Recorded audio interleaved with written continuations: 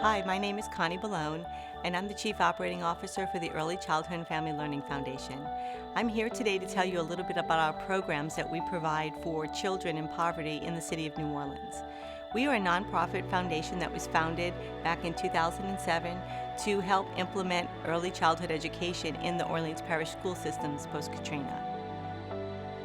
The mission of the foundation was 100% in, 100% out.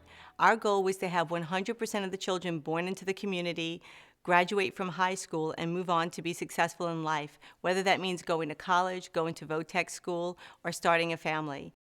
The communities in which we work are the communities of Central City and Treme within New Orleans. These are two of the highest poverty communities in the country and definitely within New Orleans. Nationally, poverty rate is about 14%, and in New Orleans, it's about 24%. In Treme, the poverty rate is 45%, and in Central City, it is 38%. These communities also have populations that are highly undereducated. In Central City, over 30% of the adults don't finish high school, and in Treme and Iberville, it's 31%. Nationally, that's about 15%, so that's double the rate of people who don't finish high school nationally. Over the past 3 years, the foundation has provided services for 9,500 children in 12 schools in Orleans Parish. Through our programming, we are expanding capacity in the classroom and changing the culture for the children in Orleans Parish. Our model is based on Maslow's hierarchy of needs, which states that we need to nurture and meet the needs of the whole child and not just the academic child. We try to embed these services within the school system, within the school, so that they're available to the child where the child is every day. We try to involve the parents. They are a key part of this process, and we also try to involve the community. We want to ensure that the school owns the child and that the children that have these different needs don't get shuffled from one school to the next school to the next. We want them to be in a stable environment around a faculty that understands their needs and knows what to do in order to help them be academically successful. There are 3 pillars of support that we feel need to be in place in order for our program to be successful. The first one is preventative health screenings. The Department of Education in Louisiana requires that schools provide certain preventative health screenings on the odd years. We feel that children need preventative health screenings every year in order to identify their needs and help them get the resources that they need to be successful in school and in life. The preventative health screenings that we provide for all students at our partner schools include vision, hearing, dental, height, weight, BMI, blood pressure, and immunization reviews. We follow up those screenings with case management, where we actually do an action plan and deliver that action plan to the school and to the parents so that they know what the results are and we can get the community services necessary so that the child can get the treatment that they need when an issue is identified. Over 48% of the 4th graders that we tested for vision and hearing failed their vision screening, and 6% of them failed their hearing screening. If those needs are not identified before a February 1 deadline, they're not allowed to receive any accommodations on testing. We identified 3 children who were in the 7th grade, identified as special education, who were 3 grade levels behind. Their real issue was that they couldn't hear. They were legally deaf when we screened them for hearing, and they failed their audiology follow-up. With case management support from the foundation, we were able to get them hearing aids, and they were able to grow academically 2 full school years that year. Another year, a school requested that we do sports physicals for their sports teams. Our partners volunteered to come in on a Saturday morning and screen 60 children on sports teams so that they could participate. With just that small sample, we identified 3 children with heart murmurs and conditions where they had to be removed from the team. 2 of them had to follow up with cardiologists and are receiving treatment. 1 of them was able to rejoin the team after further follow-up. But without those physicals, something tragic really could have happened out there on the football field. 53% of Orleans Parish children are non-compliant with their vaccine schedule. One of the things that we do as a foundation with our partner schools is evaluate the immunization compliance of every child. We've been able to get compliance up to 99%, where only 1% of the students in our schools are non-compliant.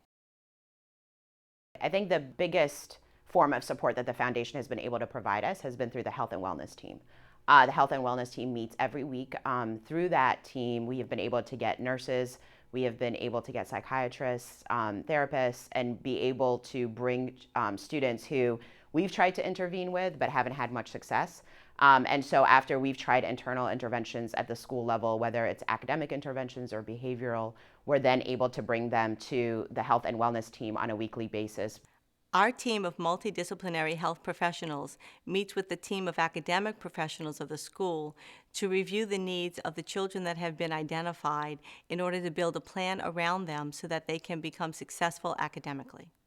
According to the Office of Juvenile Justice, over 70% of children who are incarcerated have special education needs that are not identified or not being met. Our health and wellness team model is one way that we can meet those needs, and we're seeing results with that every day. We end up seeing kids who would otherwise fall through the cracks. These are the kids that are actually struggling in the school, and we're able to then pick up on them and get them into services that they may need, mental health services, academic services, or evaluation. These children need intensive resources that the school does not have at their disposal.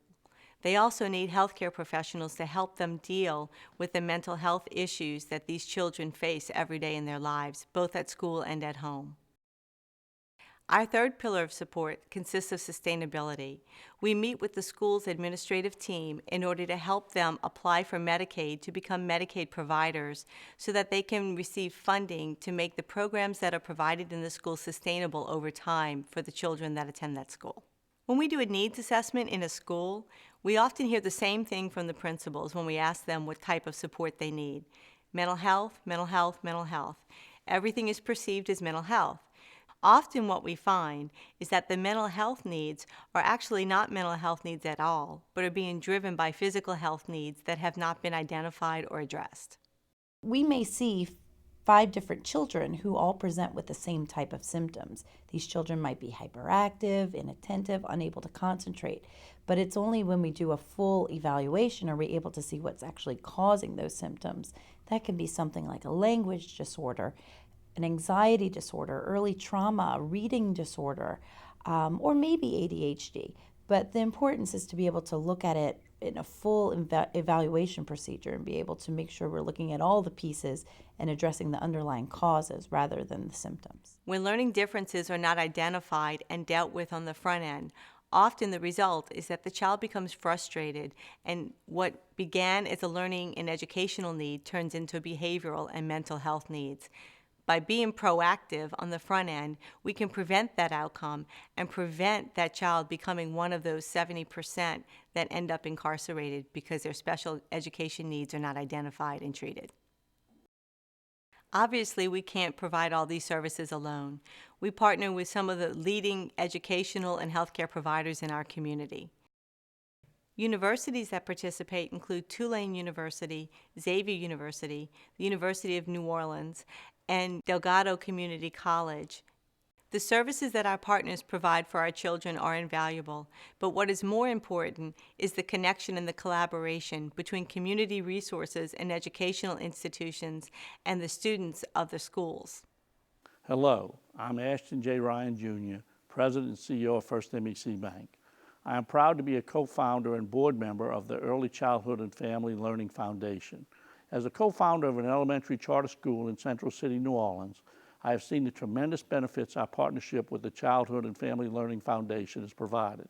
In fact, the foundation was able to assist us in obtaining substantial funding from federal and state sources to provide high-quality health services to our students. Will you please join us in helping the foundation achieve its objectives? Our children are our greatest resource. We hope you will continue to support the Early Childhood and Family Learning Foundation as we work together to help the children of our community succeed. For more information on our programming and how you can help, please visit our website at www.childrenarewaiting.org. Thank you.